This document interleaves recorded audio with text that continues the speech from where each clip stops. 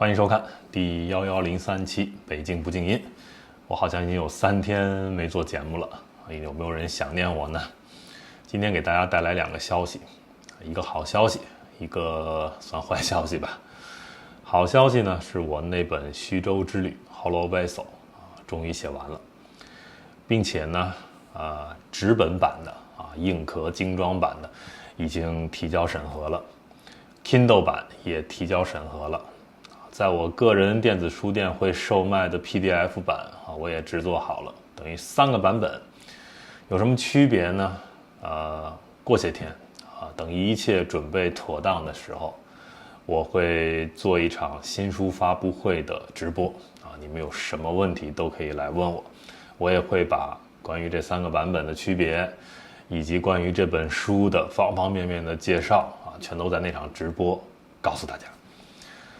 那么坏消息就是我生病了现在状态特别的糟糕因为这些天的一个高强度的工作造成的，熬夜搞这个书。现在是我这边的夜里那我为什么还要做这期节目呢？为什么不去睡觉休息呢？是因为有一个作业我得交了拖了好多天，我实在不好意思了。首先呢，有人问我说，最近中国政府对于 VPN 的一个管控，说很多墙内的人不方便翻墙出来了以后会不会有可能完全一刀斩断，就再也翻不出那堵墙了？像我们这个背景做的这些梯子都断掉，会不会？我觉得不太会但是呢，它会把你翻墙的这个难度以及风险性不停的加高其实人呀都是有惰性的。我原来在墙内的时候，虽然我一直都有 VPN， 但有的时候就连接不顺畅那么在那种时候呢，有的时候我也会犯懒就不连了呗用一些国内的平替的软件就差不多就得了。人都有这种惰性但是在这种时候，你能不能有强烈的欲望，尤其现在的 AI 时代你真的不能被困在那个墙内这个差距信息差、能力差，以及就是 AI 方面的这个差别会越来越大。怎么办？我就想起了前2天我做了一场对话嘛那个嘉宾的名字叫唐一奇，是一个中国在海外的留学生，学物理的，非常年轻。那么那场对话呢，我觉得可能有些观众朋友没有耐心看到最后因为嘉宾很年轻，又是人生的第一次做这种露脸的，他还反共很敏感的，很紧张，表达的就不是很好，在前半段。但其实呢，后半段他有2段内容讲得特别的好，用他自己的物理专业知识去类比中国人的就现在墙内这些人的一个处境。他最后发出了一个问题，就是少年，你相信光吗？就这个地方相信光吗？我特别想让大家认真的听一听他讲的这2段话所以呢，我特地把那个对话的后边的这2段话我给截过来了。今天这期节目的后半段就放给大家听这个呢，我觉得也是对得起那位嘉宾也是我这几天都想着要做这份作业的，实在是忙这本书太忙了那今天终于一切都提交了，一身轻松然后人也病了，那我们就把这作业也交了那就今天节目就做到这里了，希望大家把后面的内容听完。感谢收看、订阅、分享。我们就比方说我们现在的讲话有可能会也会产生一些影响，对吧？那么我就想从这个来讲，就这个有一个物理现象叫做那个电子的能级跃迁，或者说叫做爱因斯坦的光电效应。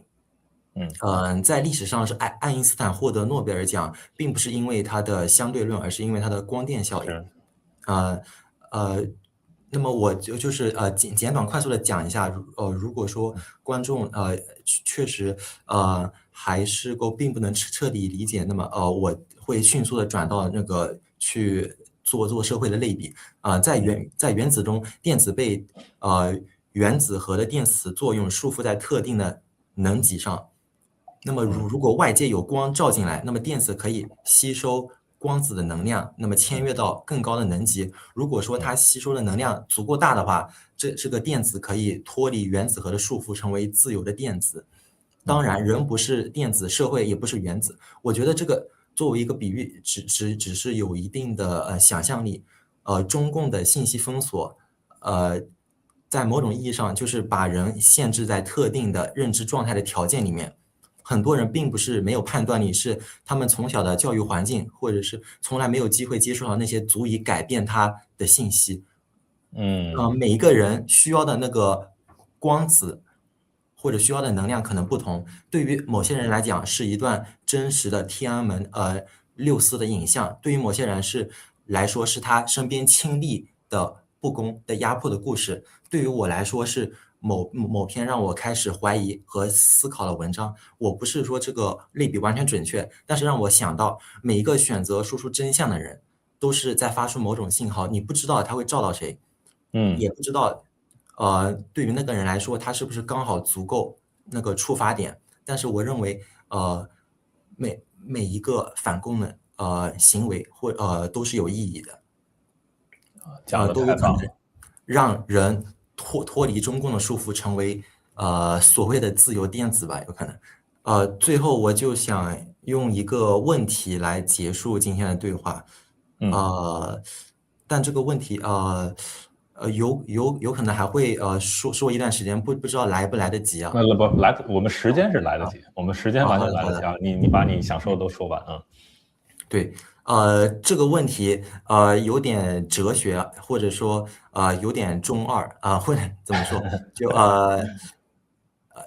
少年，你相信光吗？光，对，你相信光吗？这个关系到我的一个个人经历吧，就是大概在8年前，我还在上高中物理课的时候，准确说是竞赛班，然后我在背后的黑板上看到了这句话。我当时觉得这只是一个有点中二的玩笑，但是后来学了更多的物理之后，我慢慢发现，这实际上是一个很严肃的问题。就这句在话是吧？物理少年，你相信光吗？在物理学上，对，光是这个光是什么，本来就没有一个简单的答案。在很久之前，牛顿相信光是粒子，惠更斯相信光是波，还有大名鼎鼎的杨氏双缝实验都却证实了光有明确的波动性。但是之后，爱因斯坦又用光电效应，之前说的光电效应证实了光是粒子。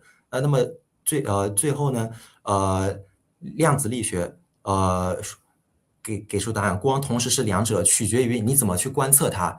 光拒绝被单一的框架完全定义。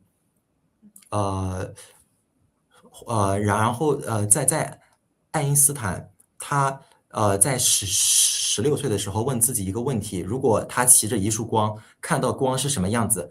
这个问题让爱因斯坦这个天才想了10年，最终引向了狭义相对论。他最终的结论是光对所有的观察者都是一样的。这为了维持这一点，时间和空间本身必须改变，不同的观察者看到的世界可能本身就是不一样的。这意味着我们对真实的理解，或者说可以延伸到对这个社会的理解，永远带着自己的位置和观察方式的限制。在一个没有绝对参考系的宇宙里，没有任何一个位置可以让你天然的知道全部的真相。就是或者说，我现在说的这些是代表可能包含了我自己主观的概念。这也是一个思考吧。还有我最喜欢的关于光的事实是，你今晚抬头仰望看到星光，有些已经走了几千年才到了你的眼里，可能那个星现在早就已经消失了，因为我们现在看到的光是过去的光，但它发出了超越了时间和空间，带着信息到了我们的眼前。光不需要问目的地在于哪里，他只是这样走着就走到了几千年后某个人的眼睛里。所以你相信光吗？这个问题我认为和你相信上帝吗？你相信上帝吗？这个差不多。他问的不是神，而是一个物理现象，或者说本身是一个哲学的挑战，把对真理的信仰从宗教语言转移到了科学语言里面。不是问你信不信一个全知全能的权威，而是问你信不信一种方式，让证据说话，让观测来决定，在新的事实面前愿意被修正。对我来说，我学物理学最大的改变不是学了多少公式，而是慢慢知道了没有任何一个位置能够让你天然的拥有真相。当证据和既有的信念冲突的时候，愿意去修正自己，而不是去配合现实，去扭曲，而不是让现实去配合理论。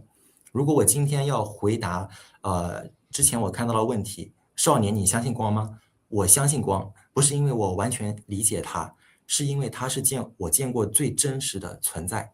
它不会因为任何的观察者而改变速度，不会因为黑暗的存在而停止传播。人造的框架会腐朽，理论也会失效，而光一直都在那里。这是光教会我的事情，也是我站出来的原因。很棒，很棒啊！我就仅代表我个人感谢唐一奇今天给我们上的这一堂课，非常的深刻那我们今天就聊到这里了。下次有机会的话，我们再继续聊，好不好？好的，感谢北京，感谢北京，感谢所有的观众朋友，感谢唐一奇。我觉得这一堂课其实真的非常的深刻我不知道有多少观众听懂了你最后的这一个发问，以及围绕着这个问题的你的理解和阐述但我觉得听懂的观众呢，怎么讲呢？有福了好吧，那我们今天这场对话就做到这里。拜拜。好的，感谢大家，拜拜，拜拜。